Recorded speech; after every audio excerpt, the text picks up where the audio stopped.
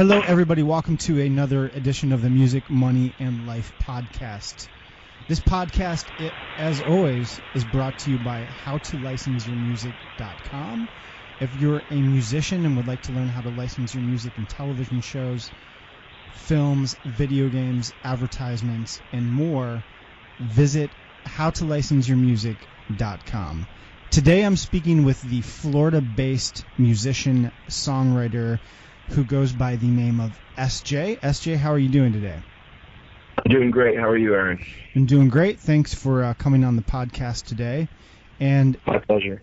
SJ was actually, I think you said about 5 years ago, you were actually practicing law full-time, and you've 5 years ago made a decision to pursue a career in music. And since then, you've accomplished a lot of things, which we're going to touch on today. But can you kind of give us a little bit of background about what you've been up to for the last 5 years? Sure. Yeah. I had an epiphany moment, so to speak, to simplify it. I guess 5 years, not going close to 6 years now ago, and I decided that I wanted to pursue a passion of mine, which is music. And so I decided to leave the full-time practice of law and pursue music, try to learn as much as I could about it. I'm a business attorney in general by training, so I wasn't necessarily an entertainment attorney. Mm-hmm. I needed to educate myself, sort of take the bull by the horns, and I know that's a constant message in a lot of your writings, which I follow, and not wait and try to learn everything I could, not just from a to figure out what I was getting into in music law, but also from a business standpoint, because it's a whole unique industry. And then thirdly, from a songwriting / production standpoint, which is a whole other specialty, as you know. Thing. Yep, absolutely.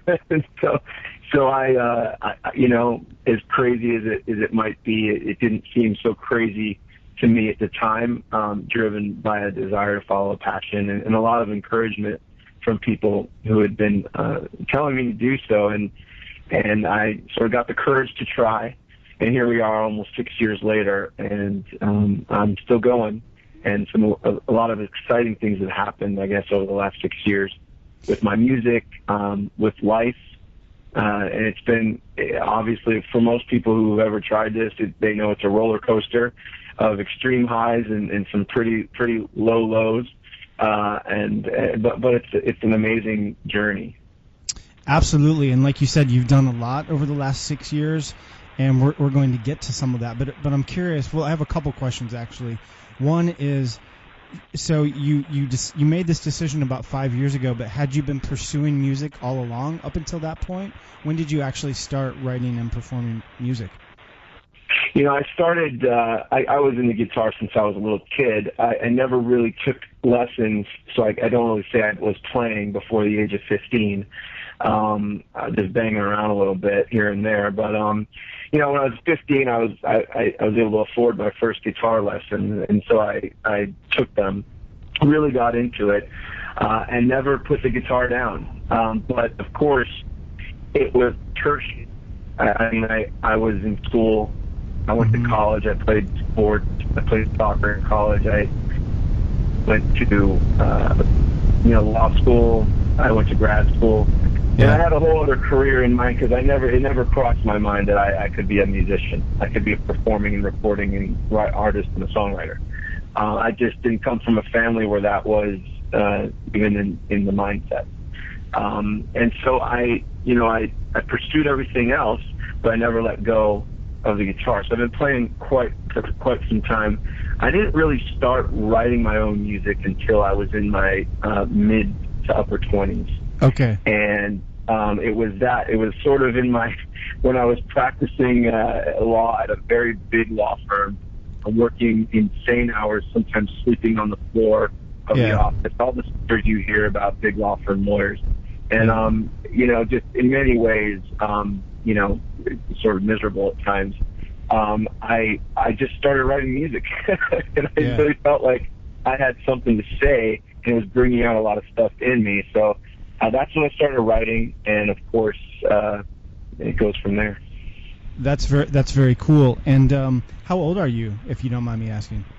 Yeah, no worries. I'm 37. Okay. And so it wasn't until my early 30s that I just decided to make a go for it and have a go at this, and to really start writing a lot of music. And I can tell you the first few years of me trying to write music, because I was always fine with playing cover songs before, playing in college cover bands and playing for fun and all that kind of stuff. I just loved playing, and I loved singing, and I loved the response that people had from it.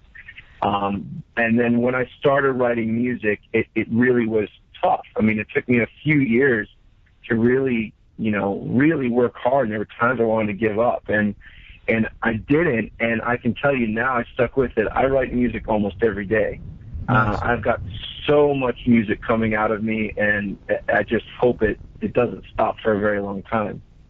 Yeah, no, that's awesome. I have a lot of admiration for anyone who makes a decision to pursue something that they kind of feel a calling for. I mean, obviously the music business, as you know, is not the easiest business, and not that being an attorney is easy either. Like you said, you worked a lot of long hours, but to leave what I'm assuming was a pretty well-paying job to pursue something like music with all the risks and uncertainty that go along with that, I think takes a lot of courage to follow through on that. So I think that's awesome that you made this decision.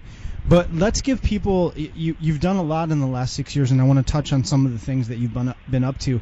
Let's sort of give people an idea of what you've been doing. You have a pretty impressive resume. You've performed, for example, on Sirius XM. You've had songs that have charted alongside John Mayer and Philip Phillips and so on. Can you tell us a little bit about your music and where we can hear it? Yeah, sure. Thank you. Getting anywhere involves, like you said, it's very hard.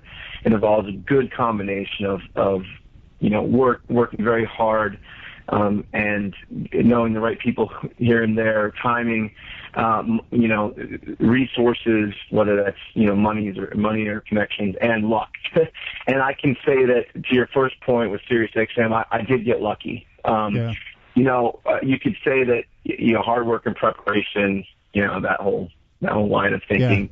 Yeah. And you can create your own luck, and I do believe that, because it's all probability based, I suppose. But when you with Sirius XM, I had really, it took the first couple of years. It took me some time to figure out how to produce a song and to make some relationships with some talented people who could help me do that. Yeah. And I did. And the first single that I released and mastered, and I had an intern working with me from the University of Miami Frost School, and we were doing research and just looking at all that information that's available online to you for indie musicians these days. Yeah. And I had put together some sampler CDs, some letters. We tried to be as professional as possible. And you know what? To my surprise, we sent out the single, and I just told my intern to follow up. Yeah. Not thinking that anything would happen. And, within 24 hours, he got an email back saying, "We love the song. It's rare that we find something that we want to, put on. Obviously, as you know, it's tough to get placed there. Yeah. And we're, would SJ like to come perform live in New York in the studio? And we're going to start playing the song in a month."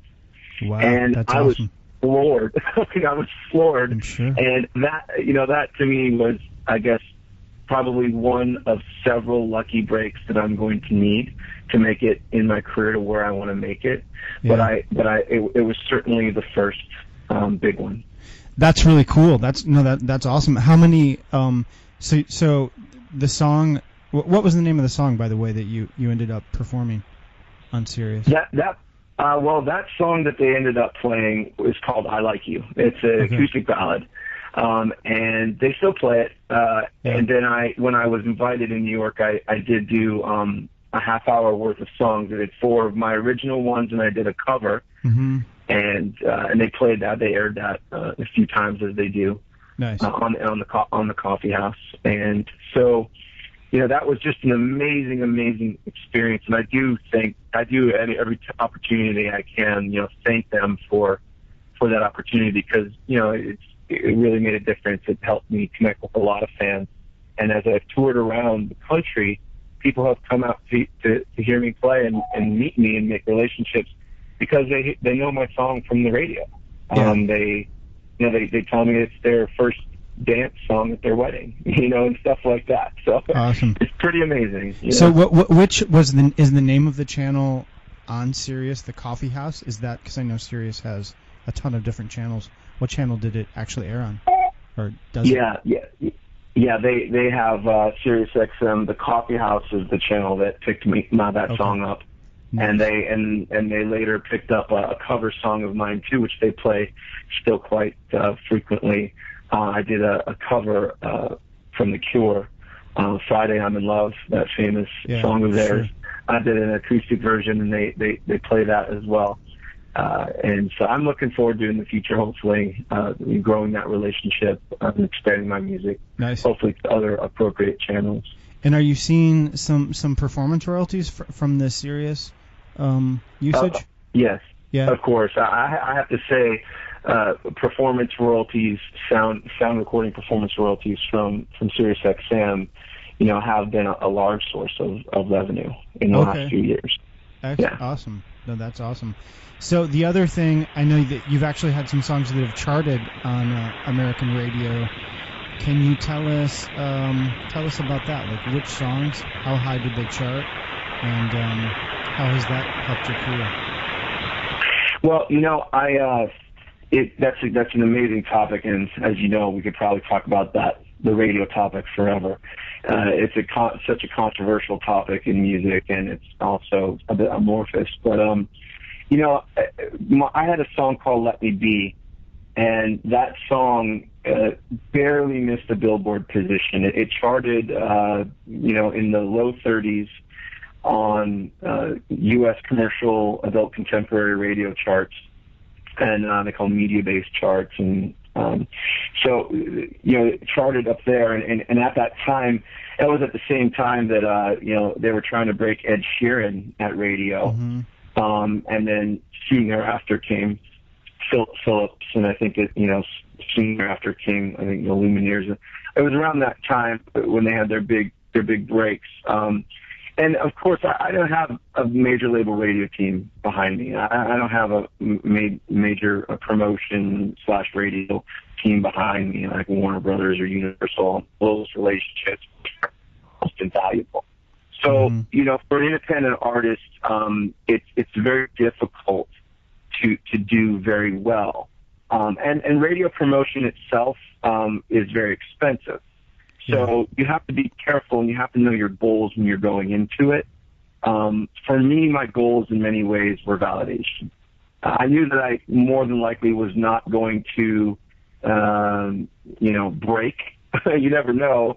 But because there's a lot that goes into that. And again, that's a whole other topic. But I was extremely pleased to see how that song actually did. And it was on the charts for a good 3-4 months with all the biggest names. And it was getting play in some pretty big markets, like in Wisconsin and New York and some other places. So for me, it was a really cool thing to get exposure, to make some new fans, to help as I toured. And, it really did help me get some TV interviews. And it's just all part of a long, big picture of, these things have to happen hundreds of times, as I've calculated and seen over a 10-plus year career, unless, of course, you have millions of dollars behind you from a major company. Yeah. Otherwise, it's decade plus. It's got to happen hundreds of times, and if you stick with it, hopefully you get lucky. Yeah, and how do you distribute your music? Do you do everything independently? Are you selling music on your website, iTunes? How do you approach the distribution end of things? Well, as of now, the way I've approached distribution is, and of course I set up everything through my own indie label and publisher, Acoustic Soul Entertainment Group. And, my goal there is obviously has always been to brand acoustic soul alongside myself as an artist. The reason being because, I'm only going to be so young forever, right? Or not forever. and so, I love acoustic music. I love singer-songwriter acoustic music. And when I hear really good quality acoustic-centric music, that's what inspires me. And so if I'm looking at a long-term thing in a niche, beyond what I feel I write and release, I'm looking to build that catalog. So as a niche. So when I set this up, I've been independently distributing myself. Largely, I've used TuneCore. I've used CD Baby to some extent. I've been in talks with some other bigger and more traditional distributors, but it's just not at the level where it's made sense. Yeah. To veer from the current path. And one of the big lessons I've learned in music is that, things have to happen in progressive stages. As much as we all want them to happen, for example, in licensing, as much as we all want to get lucky, like, say, for example, perfect example, the Lumineers, and get their song in that Silver Linings Playbook movie, and then, have the right managers, major label distribution, and all of a sudden they're generating tens of millions of dollars in sales and other income worldwide from an acoustic ballad. I mean, the likelihood of that happening is so minimum. As you know better than I do, and licensing is the same way. You got to do it in stages, and we've seen it that way. Micro licensing, building relationships over time, sometimes allowing people to use my music for free, sometimes charging fees and respectable fees. But it's very loose. You got to do it in stages. Same thing I learned with touring, and the list can go on and on and on, and you can't force it. You just can't force it. Yeah. At the same time, though, I think what you're saying is dead on. Like, there is a lot of luck and timing involved in this, but at the same time, I think that you do really need to understand the business pretty well. And, like, what strikes me interesting about you is I get the sense that because you have this background in law, that, I mean, do you, like, I'm sort of sensing that this was really a big advantage when you went in, when you just decided to really pursue music as a career, knowing business pretty well. Do you feel like that's really helped you kind of move forward more quickly? There's no doubt about it, Aaron. I mean, I would never claim otherwise. It would be disingenuous. Yeah. I mean, the fact that I'm trained as an attorney and that I've represented, I've worked for firms representing, Fortune 500 companies, and the fact that I've had to bring that level of skill to deals and to lawsuits and all kinds of other things certainly, develops a level of skill, an ability to read and understand, to cut through, the bull, to sort of pick out the fraud, to pick out, what probably isn't going to work. Nobody knows all the time, but I think I've been able to avoid probably a lot of mistakes that many musicians and even music business professionals make, simply because I have that training. I mean, I would never claim otherwise. It is a big advantage. Yeah. No, that's that makes perfect sense. Yeah, I mean, the more I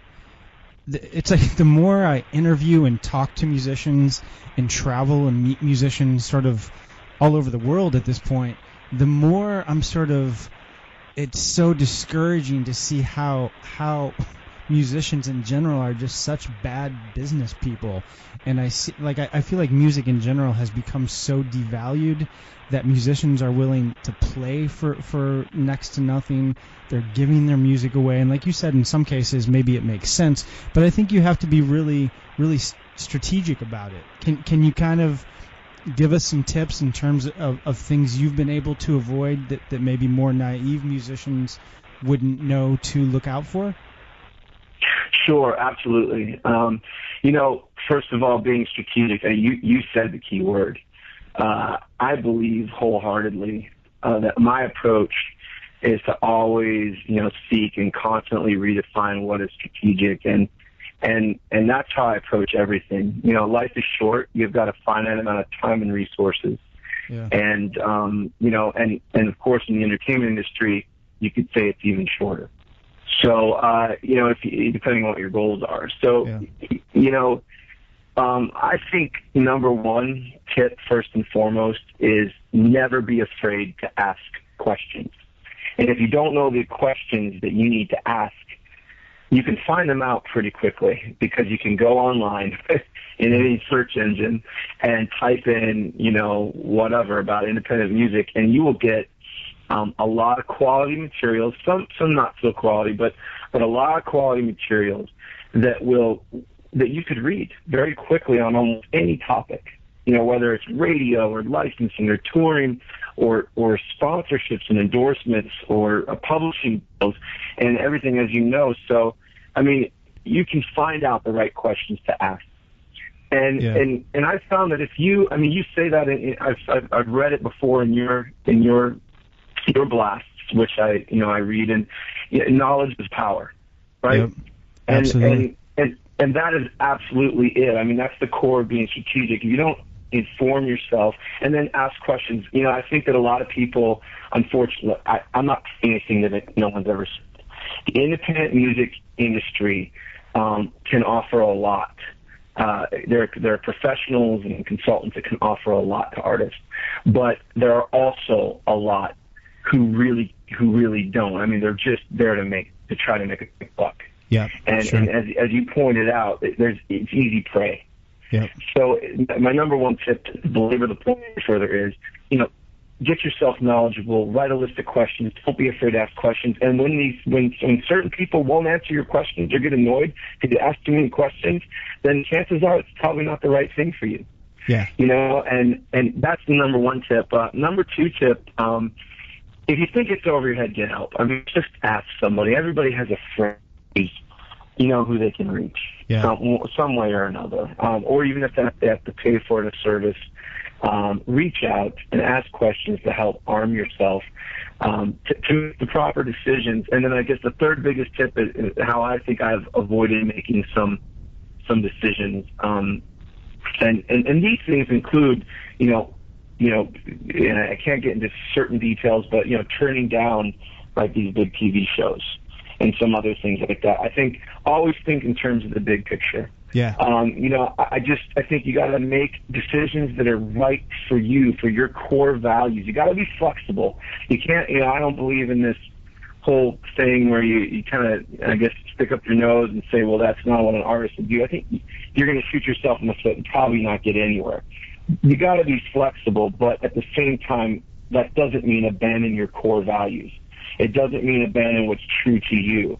And if you understand that and you understand the big picture for what you want and what, like loosely at least, what your goals are, I think you're going to make better decisions and avoid some deals or some contracts or some other opportunities that really you shouldn't do, Yeah, absolutely. I think one of the problems in the music industry is that music is one of these things that so many people want to pursue, right? And there's sort of this element of it's fun and it's cool that I feel like a lot of musicians sort of sell themselves short. I think a huge amount of musicians, but I think it's really bad for the industry. I see it happening with people who are willing to play for next to nothing, or, I did a podcast a couple days ago with a guy who had some songs in some, not like major films, but some they're like straight to DVD releases, but with pretty big names like Steven Seagal and Selena Gomez, and he didn't get anything up front. And when I see people like willingly give their music away, it's just, they sort of do it with the idea that they're getting exposure, but at some point you got to make money if your goal is to be a professional musician. So I just think musicians in general need to be, like you said, very careful and just ask questions. If it doesn't seem right or feel right, don't do it. Right. It's a very simple thing, and that, what you said, I've seen it too, and I have helped a good deal of artists, as I've met over the years now, and talk with them about music business and music law, and also students too, where I've spoken a few times at universities, and that's it. I mean, it's really, really simple to sit back, do a little research, and ask questions, but most people don't do it. Yep. And yeah. Yeah, so listen, I know you've done some licensing, and I want to get into that a little bit because that's really the focus of my website. But I'm curious, before we get into the licensing aspect of your career, I just want to clarify, you do music full-time, right? This is your full-time thing. You make a living from it, and I know you practice law a little bit, you said, but you're essentially living off your music. Am I more or less accurate? Yeah, I mean, from a time standpoint, I would say that certainly music is a full-time endeavor for me. I haven't completely abandoned the practice of law, but I don't practice in the traditional sense. Okay. I do have a few, from time to time, I have a few clients that I will do stuff for, people who are actually, I'm very lucky, supportive incredibly of my music career and want to see me go very far. But who also, fortunately value my services and don't really want to let me go. Sure. So I do that, but I don't go to an office. I really work out of a home office and do things virtually anymore. So okay. I spend most of my time in music, in trying to do touring and building our partnerships and building licensing and engaging with my fan base that's growing and that I work very hard to connect with, and writing music, writing a lot of music. I spend a lot of time trying to build what my future catalog is going to look like. The reason I ask you that question, like sort of what I'm getting at, is I'm always intrigued when I talk to musicians that are doing several different things, like touring, like getting radio airplay and licensing, so you have these multiple revenue streams coming in, which I think is really important. So I'm just sort of curious, in your situation, how that sort of breaks down for you. Can you kind of give us a breakdown of what areas you focus on the most? Yeah, it goes in phases, at least historically so far for me. For example, right now, I toured for a year and a half to 2 years, and upon the launch, and the first launch of my real first studio album, and then I did a live album, and we toured, and that's where I was having radio success and other things happening, and so that took a lot of time. Now I can't say that every show is profitable because that's not true, and anyone in music would know that. Mm-hmm. But some shows make up for the other ones. Yeah.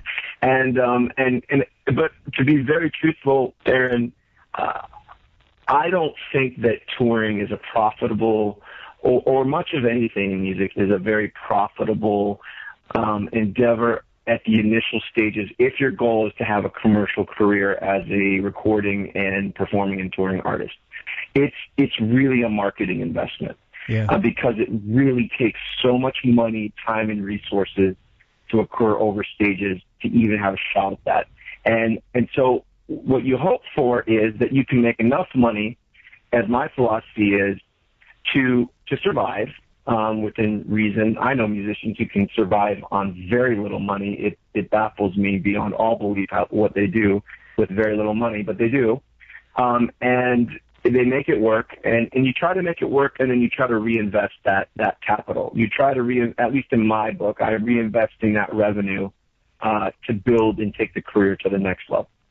And to break it down, I think the biggest sources of revenue for me so far have been music licensing, royalties, and some sales. But and then every now and then there's some touring or private shows which pay quite well. Yeah. Which offset some lower paying shows and touring expenses. That makes sense. Great. Let's talk a little bit about licensing. You have licensed music. It looks like you've done a lot of micro licensing and different. You've even had a song in a Latin television show. Tell us about some of the licensing deals you've signed.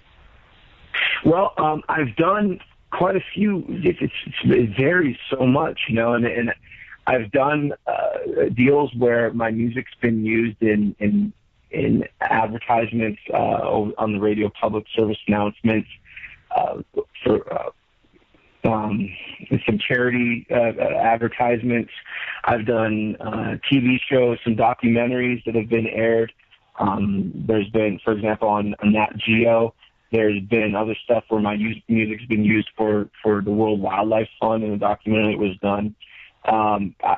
And then I did do a theme song placement for a Latin television show. This is very recent. I don't have all the details of where it's being aired, but it's on the cusp of being aired in major Latin markets such as Venezuela and Mexico and other places. And I think it might creep its way into the United States on networks like Univision and stuff like that. Interesting. But I did do a theme song, and that was an interesting deal because here I am again. You know, like you mentioned before, I'm applying my legal knowledge. I'm researching rates. I'm finding out what's fair. I'm negotiating fair terms, and then I'm writing the actual agreement and dealing with their lawyers or whoever on their side. So it's fascinating. It's very interesting to write, produce, release the music, and then negotiate the deal and write the contract and collect the money all in one. And did you do this all in English, or were you translating into Spanish? How did that work? Yeah, well, I would say a mix between English and Spanish. I'm actually fluent in Spanish. Oh, okay. And then, but the contract's written in English, and so. Okay. And what about the song itself? Did you sing it in Spanish? This particular song, no. Okay. They wanted to use snippets of my voice and a lot of the instrumental track versions for different segments in the song, and actually in the main title theme of the opening credits, which was very cool to see them put that together and overdub it and send it over. So that was cool. And then other licensing I've done is a lot where. I can tell you as an artist, as a songwriter, it's just so fulfilling when you get a random message from someone somewhere in the world, or in the U.S. sharing it. I was walking in Hallmark and I just heard your song playing, Yeah. or I was in Home Depot. Yeah. Yeah. Nice. So how did cool those types of licensing? Yeah, that's cool. How did those deals come about? Well, my little indie label, we did a direct deal with Mood Media, which, as you probably know, is pretty much DMX and Muzak for U.S. and Canada, and we basically, did a catalog deal with them, so that my music is sent out to their supervisors and their programmers, and it's decided whether or not it's a fit for particular retailers, and I think that's how that works. Nice. Yeah, that's awesome. Well, listen, SJ, we have gone a little bit over on time. I'm trying to keep these podcasts down to around 30 or 40 minutes. So let's do this. I'd like to close. First thing is, if people want to learn more about you, if you could give them your website address, where can they go find out more about you? Sure. It's sjacoustic.com, and go everywhere there. SJacoustic, all one word, .com. So go there if you want to learn more about SJ. And I also would like to play one of your songs at the end. Do you have a specific song that comes to mind that we can use to close the podcast? Sure. Well, if you want to hear the song that's been on XM a lot, that I Like You song, sort of is a good one to play. Yeah, let's do that. So if you can send me that after we hang up here, I will play that at the end. So SJ, thanks so much for speaking with me today. And the song is called I Like You.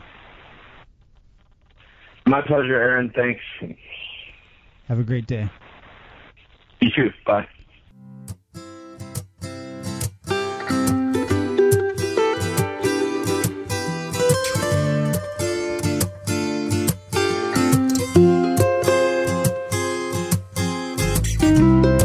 I like the way you look at me every time you first come into my mind. I like the way you fit perfectly on my side. I like the way you hold my hand and bury your head in my chest every time you're tired. every time you want to rest. I like the way your face looks when you sleep. I like your legs crossed over me. I like how you always want me to win. I like how you touch my skin. I like you. You, oh, I like you. How else do I tell you? I like the way you always ask for another song, and how we always get along. I like how you dress for me. I wish you could see what I see. I like how you're slow to get into the pool. Oh, I like to hold you when you do. I like the way you smile at me. I wish the whole world could see I like you. You, oh, I like you. How else can I tell you?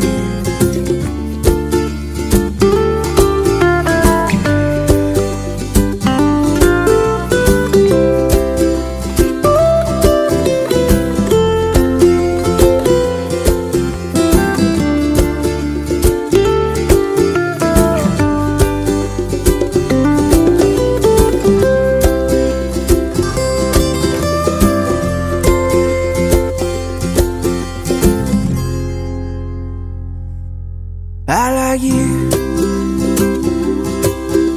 You, oh, I like you. How else do I tell you I like you? You, I like you. How else do I tell you? I like the way you walk into a room. I like how people look at you. Like in your ski clothes and warm hat. Like how you talk in your accent. I like the way you dance with me. I like how you like family. I like how you inspire me. I like you so much, can't you see? Can't you see? Can't you see? Can't you see?